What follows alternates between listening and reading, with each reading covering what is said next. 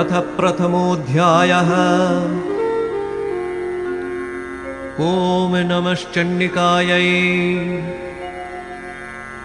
ॐ खड्गं चक्रगदेषु चापपरिघान् शूलं भुशुण्डीं शिरः शङ्खं सन्दधतीं करैस्त्रिनयनां सर्वाङ्गभूषावृताम्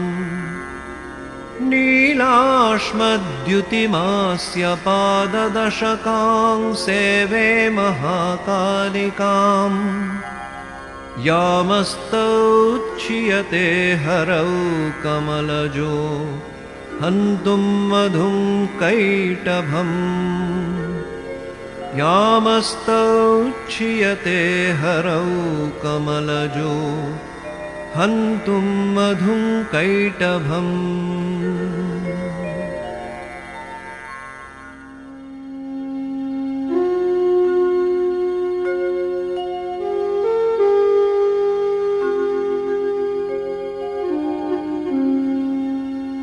ॐ नमश्चण्डिकायै। मार्कण्डेय उवाच सावर्णिः सूर्यतनयो यो मनुः कथ्यतेष्टमः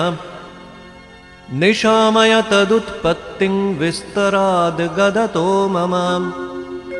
महामायानुभावेन यथा मन्वन्तराधिपः स बभूव महाभागः सावर्णिस्तनयो रवे स्वारोचिषेऽन्तरे पूर्वं चैत्रवंशसमुद्भव सुरथो नाम राजाभूत् समस्ते क्षितिमण्डले तस्य पालयतः सम्यक् प्रजाः पुत्रानि वौरसान् बभूवुः शत्रवो भूपाः कोलाविध्वंसिनस्तदा तस्य तैरभवद् युद्धम् अतिप्रबलदण्डिना न्यूनैरपि सतैर्युद्धे कोलाविध्वंसिभिर्जितः ततः स्वपुरमायातो निजदेशाधिपोऽभवत् आक्रान्तः स महाभागस्तैस्तदा प्रबलारिभिः अमात्यैर्बलिभिर्दुष्टैर्दुर्बलस्य दुरात्मभिः कोशो बलं चापहृतं तत्रापि स्वपुरे ततः ततो मृगया व्याजेन हृतः स्वाम्यः स भूपते एकाकी हयमारुह्य जगाम गहनं वनम् स तत्राश्रममद्राक्षी द्विजवर्यस्य मेधसः प्रशान्तश्वापदाकीर्णं मुनिशिष्योपशोभितम् तस्थौ कञ्चित् सकालञ्च मुनिना तेन सत्कृतः इतश्चेतश्च विचरंस्तस्मिन् मुनिवराश्रमे सोचिन्तयत्तदा तत्र ममत्वाकृष्टमानसः मत्पूर्वैः पालितं पूर्वं मया हीनं पुरं हि तत् मद्भृत्यैस्तैरसद्वृत्तैर्धर्मतः पाल्यते न वां न जाने स प्रधानो मे शूरहस्ती सदा मदः मम वैरिवशं यातः कान् भोगानुपलप्स्यते ये ममानुगता नित्यं प्रसादधनभोजनैः अनुवृत्तिं ध्रुवन्तेऽद्य कुर्वन्त्यन्यमहीभृताम् असम्यग्वयशीलैस्तैर्कुर्वद्भिः सततं वयम् सञ्चितः सोऽतिदुःखेन क्षयं कोशो गमिष्यति एतच्चान्यच्च सततं चिन्तयामास पार्थिवः तत्र विप्राश्रमाभ्यासे वैश्यमेकं ददर्शस सपृष्ठस्तेन कस्त्वं भो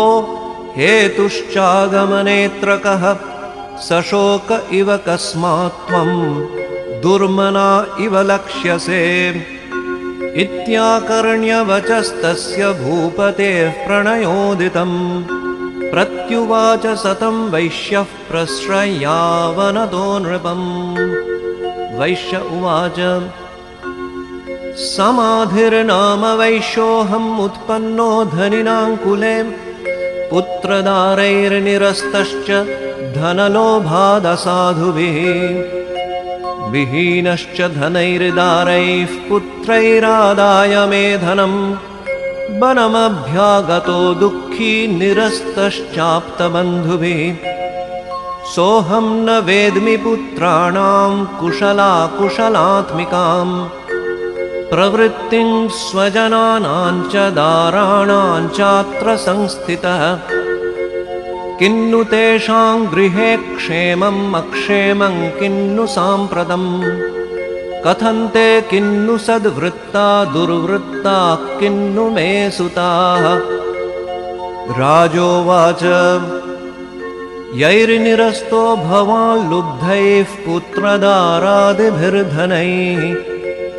तेषु किं भवतः स्नेहमनुबध्नाति मानसम्। वैश्य उवाच एवमेतद् यथा प्राह भवान् अस्मद्गतं वचः किं करोमि न बध्नाति मम निष्ठुरतां मनः यैः सन्त्यज्य पितृस्नेहं धनलुब्धैर्निराकृतः पतिस्वजनहार्दं च हार्दितेष्वेव मे मनः किमेतन्नाभिजानामि जानन्नपि महामते यत्प्रेम प्रवनं चित्तं विगुणेष्वपि बन्धुषु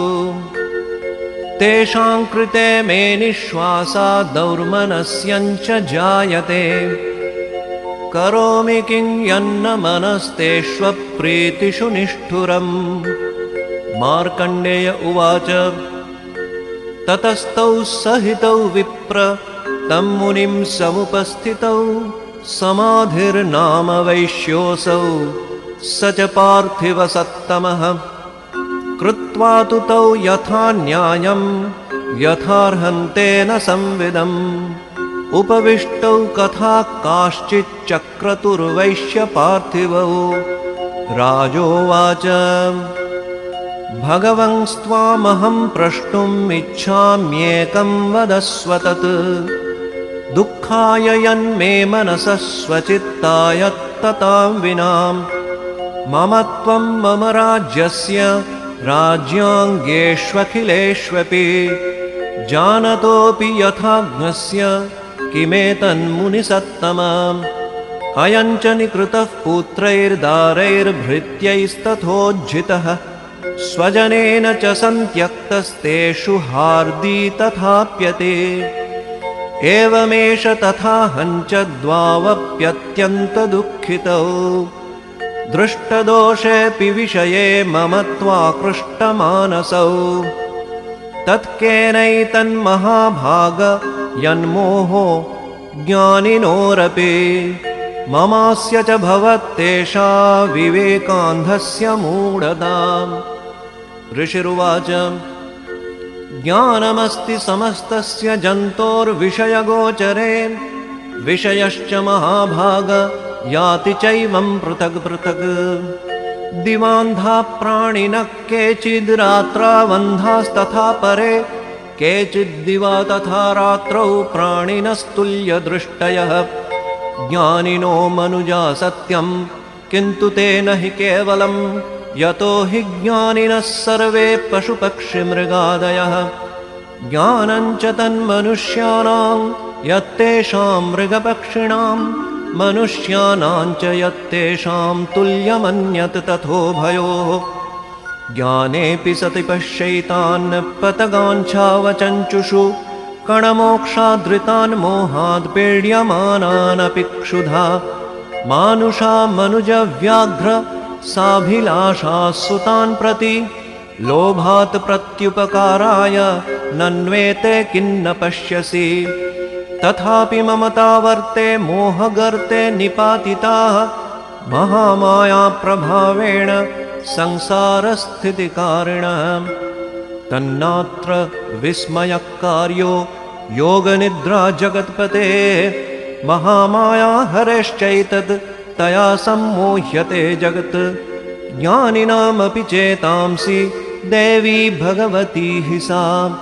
बलादाकृष्य मोहाय महामाया प्रयच्छति तया विसृज्यते विश्वं जगदेतच्चराचरं सैषा प्रसन्ना वरदा नृणां भवति मुक्तये सा विद्या परमा मुक्तेर्हेतुभूता सनातनी संसारबन्धहेतुश्च सैव सर्वेश्वरेश्वरी राजोवाच भगवन् का हि सा देवी महामायेति यां भवान् ब्रवीति कथमुत्पन्ना सा कर्मास्याश्च किन्द्विज यत्स्वभावा च सा देवी यत्स्वरूपा यदुद्भवा तत्सर्वं श्रोतुमिच्छामि त्वत्तो ब्रह्मविदां वर ऋषिरुवाच नित्यैव सा जगन्मूर्तिस्तया सर्वमिदं ततं तथापि तत्समुत्पत्तिर्बहुधा श्रूयतां मम देवानां कार्यसिद्ध्यर्थम् आविर्भवति सा यदा उत्पन्नेति तदा लोके सा नित्याप्यभिधीयते योगनिद्रां यदा विष्णुर्जगते कारणवीकृते आस्तीर्यशेषमभजत् कल्पान्ते भगवान् प्रभुः तदा द्वावसुरौ घोरौ विख्यातौ मधुकैटभौ विष्णुकर्णमलोऽम्भूतौ हन्तुं ब्रह्माणमुद्यतौ सनाभिकमले विष्णो स्थितो ब्रह्मा प्रजापतिः दृष्ट्वा तावसुरौ चोग्रौ प्रसुप्तं च जनार्दनम् तुष्टावयोगनिद्रान्तामेकाग्रहृदयस्थितः विबोधनार्थाय हरेर्हरिनेत्रकृतालयाम् विश्वेश्वरीं जगद्धात्रीं स्थितिसंहारकारिणीम् निद्रां भगवतीं विष्णोरतुलां तेजसः प्रभुः ब्रह्मोवाच त्वं स्वाहा त्वं स्वधा त्वं हि वषट्कारस्वरात्मिका सुधा त्वमक्षरे नित्ये त्रिधा मात्रात्मिका स्थिता अर्धमात्रा स्थिता नित्या यानुच्चार्या विशेषतः त्वमेव सा त्वं सावित्री त्वं देवजननी परा त्वयैव धार्यते सर्वं त्वयैतत् सृज्यते जगत् त्वयैतत् पाल्यते देवी त्वमत्स्यन्ते च सर्वदा विसृष्टौ सृष्टिरूपा त्वं स्थितिरूपा च पालने तथा संहृतिरूपान्ते जगतोऽस्य जगन्मये महाविद्या महामाया महामेधा महास्मृतिः महामोहा च भवति महादेवी महासुरी प्रकृतिस्त्वं च सर्वस्य गुणत्रयविभाविनी कालरात्रिर्महारात्रिर्मोहरात्रिश्च दारुणा त्वं श्रीस्त्वमीश्वरी त्वं ह्रीस्त्वं बुद्धिर्बोधलक्षणा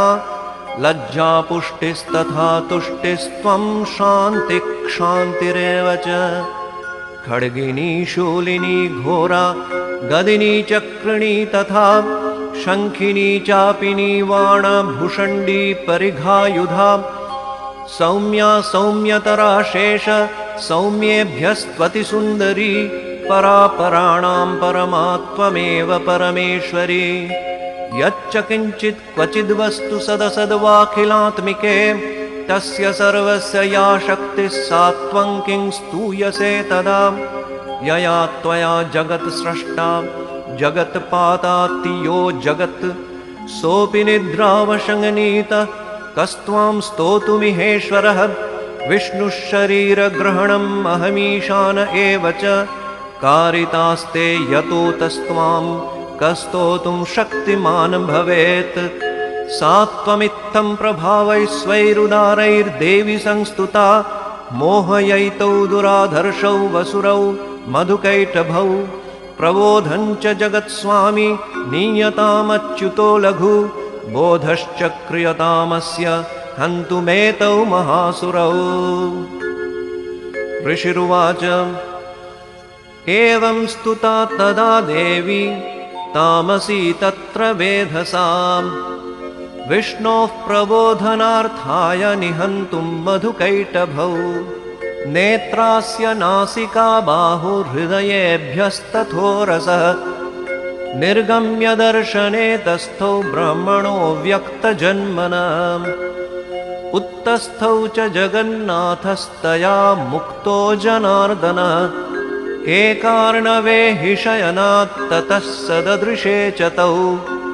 मधुकैटभौ दुरात्मानावति वीर्यपराक्रमौ क्रोधरक्ते क्षणावत्तुं ब्रह्माणं जनितोद्यमौ समुत्थाय ततस्ताभ्यां युयुधे भगवान् हरिः पञ्चवर्षसहस्राणि बाहुप्रहरणो विभुः ताव्यप्यति बलोन्मत्तौ महामाया विमोहितौ उक्तवन्तौ वरोऽस्मत्तो भ्रियतामिति केशवम् श्रीभगवानुवाच